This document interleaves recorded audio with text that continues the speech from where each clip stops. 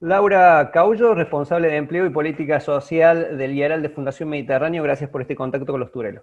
Hola Sebastián, ¿cómo estás? Muy bien, gracias. Te consultamos, Laura, a raíz de lo que ha sido los últimos datos del INDEC que establecen que 4 de cada 10 argentinos son pobres. ¿Qué visión tienen ustedes desde el IARAL de Fundación Mediterránea? Y si podemos hacer un doble clic a estos números a partir de los estudios que ustedes han trabajado. Efectivamente, estos datos que ha dado a conocer el INDEC sobre el primer semestre del año 2020 datan de que hay 18 millones y medio de personas en situación de pobreza y más de 4 millones y medio de personas en situación de indigencia. Es decir, de las 18 millones de personas hay casi 5 millones que no alcanzan a cubrir sus necesidades alimenticias, que no alcanzan a cubrir la canasta básica alimentaria. Pero a la luz de las cifras y a alguna incidencia amortiguante que ha tenido el ingreso familiar de emergencia, transferencias como asignación universal por hijo, a jubilados, al comienzo de la pandemia también atenuaron el impacto. Preocupa ver cuáles van a ser los resultados de este segundo semestre del año, cómo va a concluir el 2020 en términos de pobreza e indigencia, fundamentalmente porque quien asombró fue la tasa de indigencia. Esta tasa del 10% fue la más alta de los últimos años, y en particular fue el doble de la del año 2018, es decir, de hace 2 años, del primer semestre de 2018, donde la incidencia alcanzaba a menos del 5% de la población, hoy alcanza a más del 10% de la población. Esta cifra es preocupante porque la situación de pobreza crónica, que es como se le llama, o una pobreza bien estructural, es mucho más difícil de revertir, no es una pobreza marginal. ¿Qué datos ven ustedes que motivan esta pobreza estructural en Argentina? Porque es un tema que viene desde hace años y como decías vos, hay proyecciones que establecen que a fin de año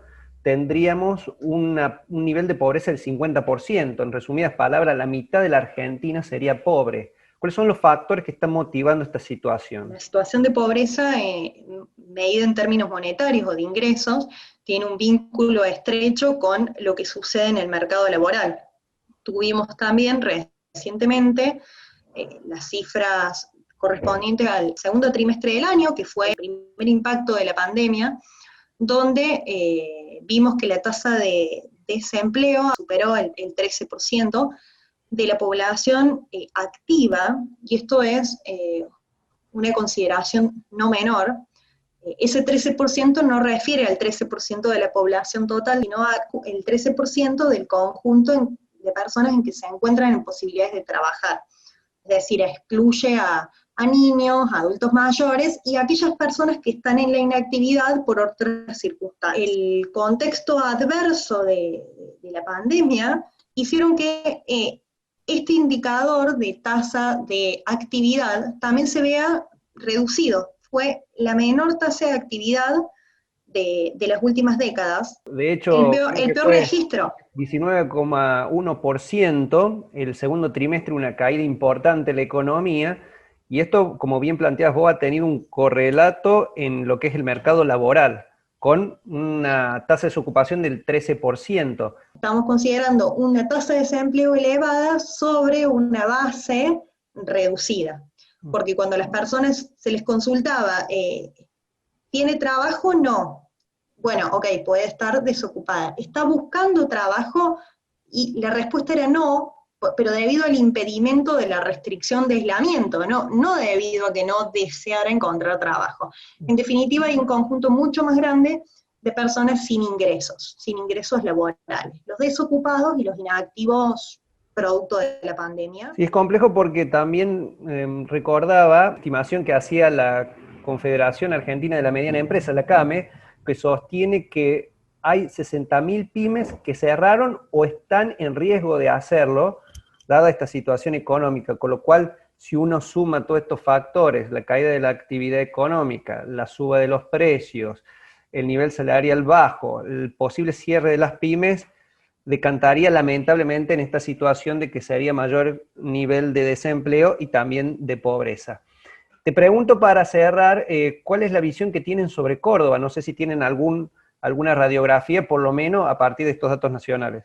Para Córdoba, referido al mercado laboral, la situación fue un poco distinta respecto al promedio nacional, porque las restricciones de circulación fueron distintas al comienzo de la pandemia, que es cuando estos indicadores últimos fueron medidos, en provincias del interior, Córdoba, Mendoza, Santa Fe, respecto de la situación del AMBA, que es donde concentra la mayor proporción de población. Entonces, la tasa de desempleo en Córdoba, la última cifra data del 19%, era una cifra sumamente elevada, pero sobre una tasa de actividad mucho más amplia, es decir, personas que efectivamente estaban en la condición de desempleo.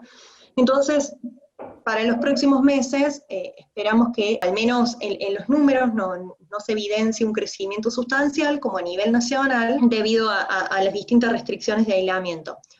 Ergo, relativo a la pobreza, lo mismo, la tasa de incidencia de la pobreza en la provincia de Córdoba estuvo en torno al promedio nacional, esto es asociado a los indicadores del mercado laboral, una situación semejante a la de Nación, pero un tanto alentadora respecto a el número que habíamos observado en la tasa de desempleo tan elevada.